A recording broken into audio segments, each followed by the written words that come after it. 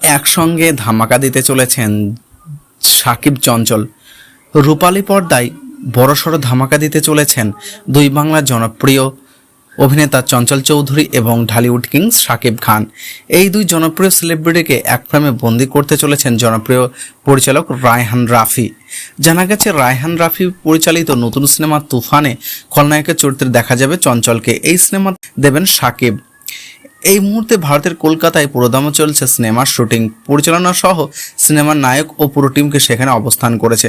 সিনেমাটি নিয়ে এরই মধ্যে আগ্রহ তৈরি করেছে দর্শকদের, কারণ এই সিনেমায় খলনায়ক ও ভিলেন চরিত্রে কলকাতার যিশু সেনগুপ্তর সঙ্গে কথা হয়েছে।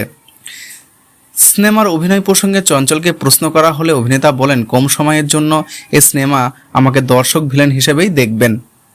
প্রসঙ্গত, তুফান সিনেমাটি যৌথভাবে প্রযোজনা করেছেন বাংলাদেশ ও ভারতের 3টি সংস্থা SVF এবং আলফা আই ও চরকি। এই সিনেমার নায়িকা হিসেবে দেখা যাবে কলকাতার জনপ্রিয় অভিনেত্রী মিমি চক্রবর্তী। মাসুমা রহমান নাবিলাকে। আগামী ঈদুল আজহারে মুক্তি পাবে তুফান সিনেমাটি।